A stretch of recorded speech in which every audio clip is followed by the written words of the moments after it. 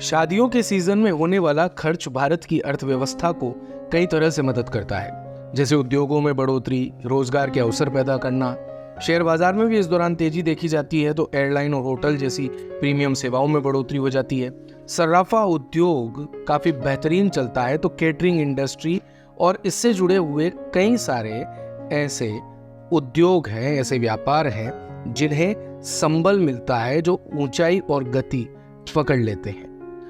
भारत में इस साल नवंबर से मिड दिसंबर के बीच 35 लाख शादियों पर करीब 4.25 लाख करोड़ रुपए खर्च होने का अनुमान है।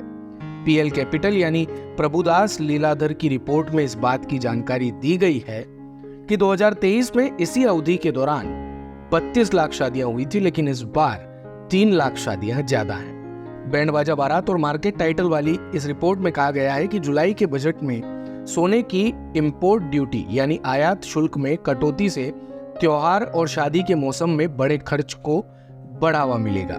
सोने के आयात शुल्क में हाल ही में जो कटौती हुई है उससे देश भर में सोने की खरीद में ग्रोथ होने की उम्मीद है। विशेष रूप से आगामी त्योहारों और शादी के मौसम के दौरान सोने की खरीद में बड़ी ग्रोथ देखने को मिल सकती है।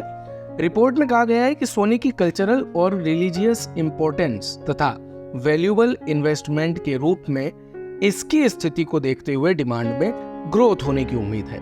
15 जनवरी से 15 जुलाई के बीच भारत में 42 लाख से ज्यादा शादियां हुई थी। रिपोर्ट में confederation of all India traders की आईटी ने एक सर्वे का हवाला देते हुए कहा है कि 15 जनवरी से 15 जुलाई के बीच भारत में 42 लाख से ज्यादा शादियां हुई, जिस पर करीब 5.5 लाख करोड़ रुपए का अनुमानित खर्च हुआ। भारतीय शेयर बाजार में भी त्योहार और शादियों के मौसम में उछाल देखने को मिलता है, जिसका मुख्य कारण कंज्यूमर स्पेंडिंग यानी उपभोक्ता खर्च में ग्रोथ है। डिटेल हॉस्पिटैलिटी, ज्वेलरी और ऑटोमोबाइल जैसे सेक्टरों की इस बढ़ी हुई मांग से उन्हें काफी लाभ मिलता है।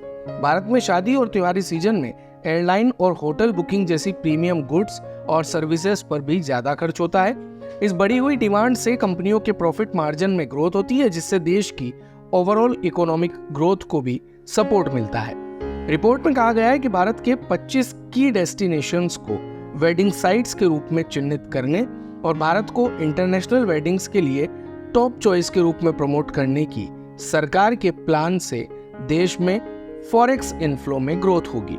इस पहल की शुरुआत देश भर में लगभग 25 की डेस्टिनेशंस को चिन्हित करके की जाएगी, जिसमें दिखाया जाएगा कि भारत किस प्रकार कई वेडिंग प्रेफरेंस को पूरा कर सकता है। लेकिन इंडिया अभियान की सफलता के आधार पर स्ट्रेटेजी का टारगेट लगभग $12.5 बिलियन यानी 1 लाख करोड़ रुपए प्राप्त करना है, जो वर्तमान में विदेश में डेस्टिनेशन वेडिंग पर खर्च किया जाता है।